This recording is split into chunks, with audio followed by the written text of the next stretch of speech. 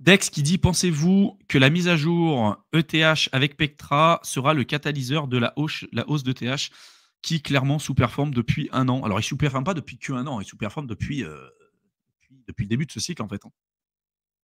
Il sous-performe le Bitcoin depuis, le début de ce cycle. Ça peut être un catalyseur, mais en fait, c'est ça aussi qu'il faut comprendre en crypto, c'est les gens ont l'impression qu'on a besoin de leur donner une raison pour avoir une valorisation sur certains projets. Moi, je suis convaincu que si on suit ce qu'on a connu par le passé, qui est Pectra ou non, l'Ether aura des perfs. Tu prends n'importe quel type de meme coin, tu n'as pas de mise à jour, tu n'as pas de roadmap, tu n'as rien. C'est une croissance pour certains d'entre eux qui est quand même très organique. Pour l'instant, il n'y a pas de VC sur certains meme coins.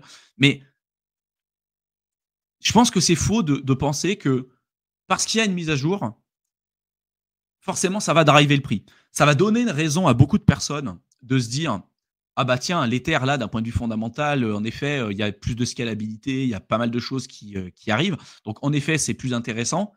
Et je suis convaincu que si on n'avait même pas eu ce genre de mise à jour-là, il y aurait eu quand même peut-être les mêmes performances, tout simplement parce qu'on est dans des conformations de marché où c'est le moment pour l'Ether de commencer à performer. Tu vois ce que je veux dire? Sur le long terme, évidemment que ces mises à jour, c'est hyper important et je pense qu'il y a aussi un intérêt pour eux de timer les mises à jour parce que les gens, ils ont toujours besoin d'une raison pour acheter certains projets. Mais attention, vous qui arrivez, je pense, à prendre peut-être plus de recul si vous nous suivez depuis un certain temps, de ne pas tomber dans ce travers, de vous dire: je vais acheter ce projet-là. Alors, on parle de l'Ether là avec Pectra, mais des projets qui sortent des mises à jour en plein bull run, il y en a des millions. Et comme par hasard, ces mises à jour ne sont pas sorties en bear market. Peu importe, même des fois, ça arrive que certains de ces projets ont des mises à jour qui sont disponibles depuis 6 mois, 8 mois, 1 an, 2 ans, et ils les sortent en boule parce qu'ils savent que ça aura le plus d'effet en boule et les gens, ça va leur donner encore plus envie d'acheter. Mais au final, fondamentalement, le projet, entre ce qu'ils avaient pu pouvoir faire, ce qu'ils auraient pu faire il y a 2 ans en arrière ou maintenant, il n'y a pas eu vraiment de changement. C'est juste le narratif qu'on va donner et qu'on va faire ingurgiter à monsieur et madame tout le monde. Et la plupart des gens sont très friands de ça parce qu'ils disent: ah bah oui, en fait, l'être humain, il achète quelque chose et après, il va le raisonner. Tiens, j'ai payé 6 000 € pour acheter un projet. Ah bah oui, mais ça vaut le coup parce qu'il a quand même fait un partenariat avec Amazon, il a quand même fait un partenariat avec Samsung, etc., etc. Et le partenariat en tant que tel, ça veut rien dire. Tu peux avoir un partenariat avec ce que tu veux. Le nombre de projets qui ont fait des partenariats avec des boîtes énormes et pour autant qui ont eu des performances de tokens déplorables, je peux t'en citer des milliers. Et de l'autre côté, des projets qui ont fait 0 partenariat, rien du tout, et qui pour autant ont eu des super belles perfs, je peux t'en citer plein aussi, tu vois. Donc attention, les mises à jour, j'ai envie de dire pourquoi pas. Moi, je suis toujours très vigilant aux mises à jour qu'on a dans des périodes comme celle-ci. Des périodes bull run, pré-alt season, surtout dans des périodes de post-halving.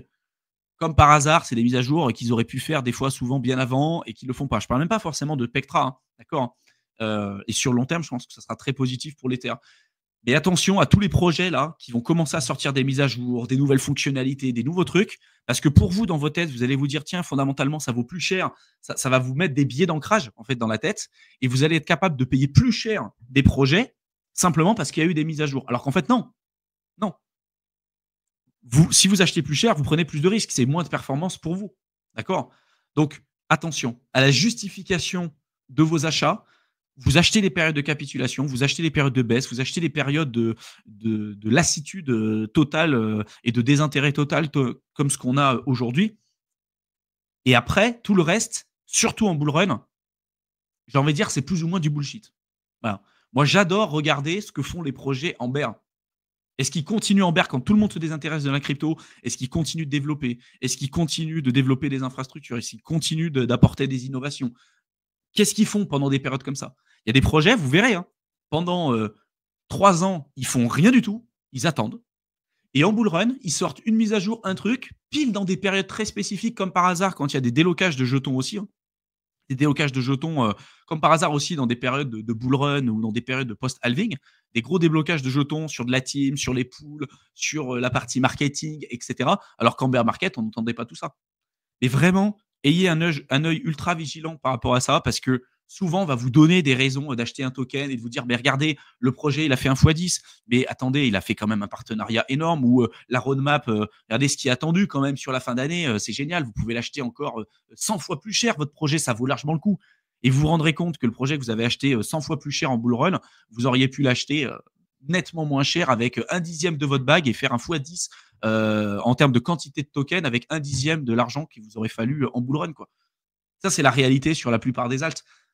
Et ça, c'est un truc qu'on a vécu sur les cycles précédents, parce qu'encore une fois, que nickel, c'est pas notre premier cycle.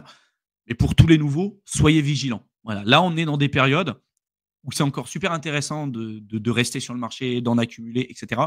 Et quand ça va s'accélérer, vous verrez qu'il y a plein de projets qui n'avaient pas sorti de mise à jour, qui n'avaient rien fait jusqu'à maintenant, ou très très peu, et là commencent à sortir leurs innovations. Uniswap, par exemple, pendant très longtemps, ils n'ont rien fait en bear. Et là, comme par hasard, en bull run, ils sortent leur wallet, ils sortent leur énième layer 2, ils sortent plein de trucs. Donc, plus tout le monde s'en fout parce que une layer 2, il y en a je sais pas combien. Des wallets, on en a je sais pas combien. Mais c'est simplement parce qu'ils ont voulu donner, avec le fee switch, on en avait parlé avec Théo aussi, donner une fonctionnalité supplémentaire avec leur token qui jusqu'à présent n'est qu'un token de gouvernance et de gouvernance pipée, parce qu'en plus, comme vous savez que la majorité des tokens sont détenus par les fondateurs du projet, si demain ils ne sont pas d'accord avec ce qui a été fait, comme ce qu'on a eu avec Arbitrum, ils décident de voter la décision qu'ils veulent, et puis ils peuvent très largement influencer le vote. Donc avec le fee switch, c'est de se dire, je vais ajouter une nouvelle fonctionnalité à un projet, notamment récupérer une partie des frais qui sont générés par tout l'écosystème au prorata du nombre de tokens qu'on possède, en le stakant, en le déposant dans un vault ou n'importe quoi. Donc évidemment que quand on a des projets comme AV, comme Uniswap qui ont intérêt ou qui travaillent sur ce fee switch, ils ont l'intérêt de développer des nouvelles infrastructures pour générer des frais. D'accord. Uniswap, si les gens utilisent beaucoup leur wallet, bah, ça va générer beaucoup plus de frais pour toute la partie Uniswap, également sur leur layer 2. Donc tous ceux qui détiennent leur token, évidemment, vont avoir un intérêt d'acheter ce token-là parce qu'ils vont générer plus de frais avec leurs différentes infrastructures. Après, est-ce qu'on en a vraiment besoin dans l'écosystème crypto aujourd'hui et pourquoi ils le lancent maintenant et pas en bear market?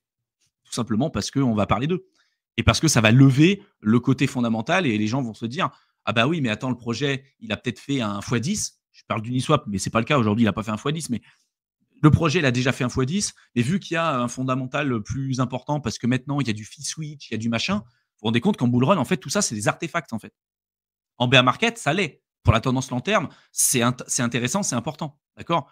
Mais en bull run, sur une période d'alt season qui peut durer 6 mois, 7 mois, c'est que de l'artefact. C'est que il y a presque 100 de la valorisation des tokens qui sont, qui évoluent que par le biais spéculatif, en fait. La partie fondamentale est complètement décorrélée en bull run. Donc vraiment, soyez ultra vigilants par rapport à ça. Donc pour répondre à ta question, Dec, je suis parti clairement dans tous les sens, mais je pense que oui, ça peut être un catalyseur important parce que les gens ont besoin d'avoir une raison pour acheter certains projets. Mais je suis convaincu que d'ici mars, parce que là c'est prévu, je crois, en mars 2025, a priori, l'Ether sera plus haut qu'aujourd'hui. Si c'est pas le cas, pareil, il faudra peut-être remettre en perspective ce que je vous ai dit jusqu'à maintenant et ce qu'on pense connaître, encore une fois.